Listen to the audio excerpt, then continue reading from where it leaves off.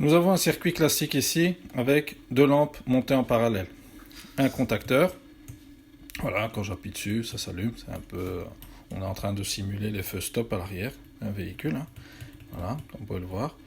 Et juste là, j'ai un petit pont qui fait office de fusible. D'accord, pour voir que si jamais j'ai un court-circuit, le fusible vient à claquer. Alors, on imagine qu'on a un court-circuit. Un court-circuit, c'est quoi? C'est quand on a une ligne directe du plus, voilà, comme je vais faire ici, vers le moins, sans passer par les consommateurs. Parce que ma tension va toujours chercher à passer par le chemin le plus facile. Pour lui, le chemin le plus facile, ça va être le court-circuit que je viens de faire. Parce que passer par une lampe, comme une lampe représente une résistance, donc ça va l'empêcher de passer plus vite. Donc pour ça, il va prendre le chemin le plus court, qui est ici mon câble, qui lui présente quasi pas de résistance. Donc remarquez bien, voilà, quand j'appuie, eh ben, mon courant préfère circuler par le fil et non pas par mes deux lampes. Donc là, je suis bien en court-circuit. Sur un circuit, on a toujours une protection, c'est le fusible. Dans ce cas-ci, qu'est-ce qui se passe? Une fois que je vais dépasser une certaine intensité, hop, mon fusible claque.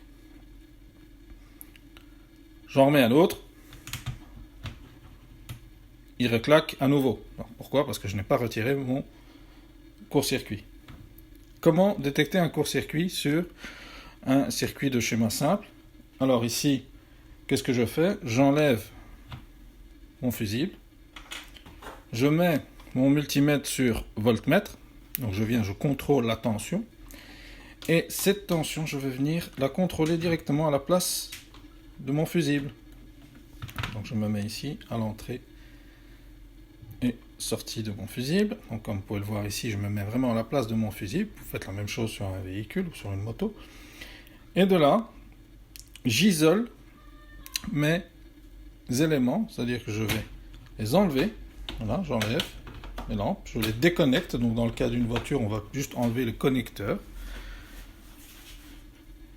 Et de là, je contrôle si j'ai bien 12 volts. Si j'ai 12 volts dans ce cas-ci, ça signifie que j'ai bien un court-circuit. Si je n'en avais pas, il m'afficherait 0. Donc dans ce cas-ci, c'est tout à fait normal. Quand j'ai isolé mes consommateurs et que j'ai 0 volts, ça signifie que je n'ai pas de court-circuit.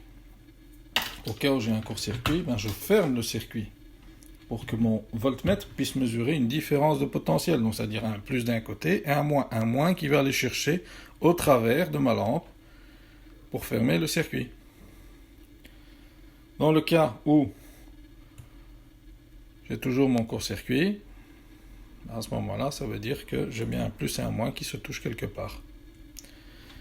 Maintenant, si je n'isole pas et que je n'ai pas de court-circuit,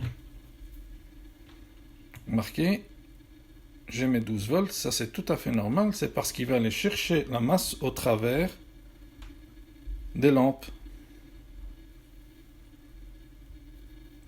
C'est pour ça que je suis obligé d'isoler mes consommateurs, comme ça le circuit, comme vous pouvez le voir, est ouvert